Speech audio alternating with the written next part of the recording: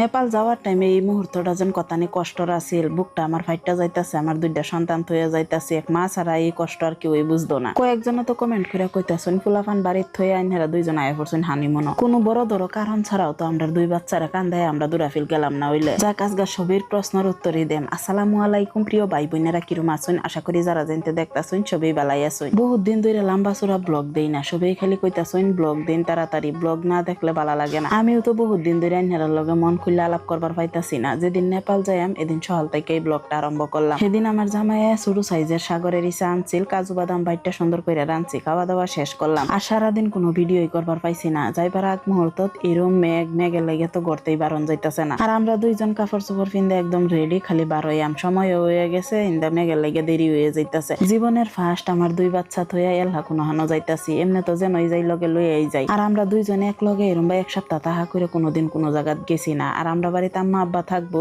এর লিগে তারা দুইজন আয়া পড়ছে। আর তারা দুইজন আছে দিকে আমরা আরো চিন্তাটা কম লাগতেছে। নানা নানি দুইজনেরও মানুষ, তারা নিজের জানেরে কষ্ট দেলবো, তাও নাতিনডারে কষ্ট হইবার দিত না।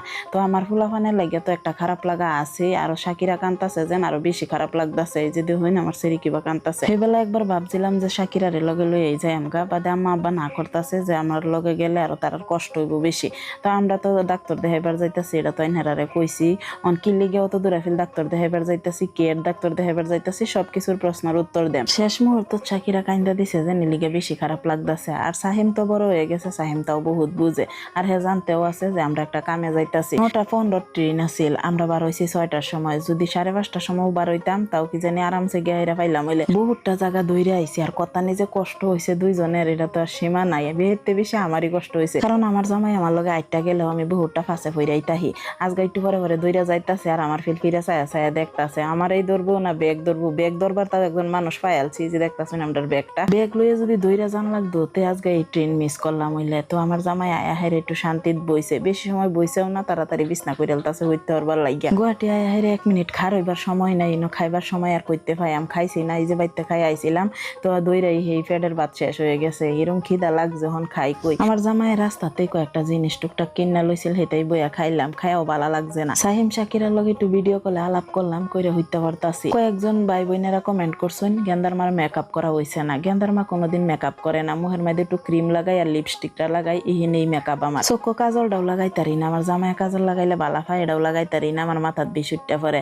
তো আমি সিম্পল থেকেই বালা ফাই। তো সহালে উঠতে হাইরাই একারে ব্রাশ করে আয়া পড়ছি। ঘুম তো বেশি একটা হইছেই না, আমি তো একটু ঘুমাইছি, কিন্তু আমার জামাই একেবারে ঘুমাইবার পাইছে না। ওয়েস্ট বেঙ্গলে হাইরা ফাই আলছি, 2-3 মিনিটের ভিতরে আমরা নাইমেও পড়বাম। আর মেঘ এত আমরা ফাঁদ ছাড়তাছে না, পুরা মেঘ হইতাছে। বহুত ভাই বোনেরা কইতাছেন আইনারা প্লেনে গেলেন নাকি লিগিয়া, ট্রেনেও আবার যাওন যা। নেপাল একেবারে সহজ, আমরা এই জায়গা থেকে নেপাল যাওয়া। ট্রেনেও যাওন যা, প্লেনেও যাওন যা। আমার টান লাগে ট্রেনে গেলেই বেহেতে বেশি ভালো লাগে।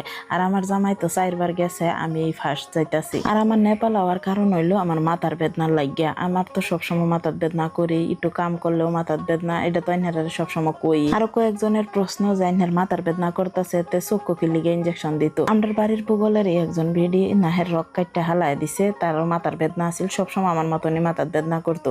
তো হের এনতেই পরামর্শ লইয়া আইছি, নাহের রকটা কাটটা হালা যে নাক অপারেশন করে আর কি, মানে কাটটা করে না, সাইডে দা ভিতরে দা আর কি করে। আমার বাড়ির ভূগোলের যে মানুষটাকে হেরে নাক অপারেশন করছিল 2 বছর আগে করছে, ওখান পর্যন্ত একদিনে লেগে বলে মাথার বিষ উঠছে না। নাহের অপারেশনটা তো সব জায়গাতেই করুন যায়, কিন্তু নেপাল বলে বহুত ভালো করে করে, পয়সাও কম লাগে। আর নেপাল যেন চোখের লেগে কিরম ভালো চিকিৎসাও এটা তো সবই জানোইনি। আমার জামাইও একবার আয়া হেরে অপারেশন কইরা গেছে। এখন আমার জামাইয়ের আরেক চোখ লাহে লাহে একটু পর্দা কইরা যাইতাছে, তো তার চোখটাও দেখা যাইব, মানে দুজনের কামে লাগে আইছি। আর এই যে নেপাল আয়া ফাইলছি, ওয়েলকাম টু নেপাল লেহা দেখতেই আসুন।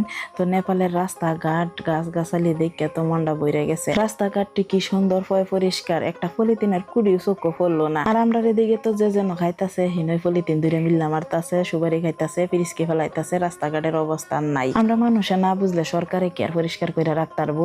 তো এই যে ড্রাইভারে আমরা লইয়া আইছিল, সেই ড্রাইভারে এই হোটেলটা বিরসায় বাহইরা দিছে, হোটেল হাইরা পাইলাম। আজকের ভিডিওটা বহুত লম্বাই হয়ে গেছে। তো নতুন নতুন ভিডিও আইতাছে, সবাই ভালো থাকবেন। কিরম লাগছে কমেন্ট বক্সে জানাইবেন।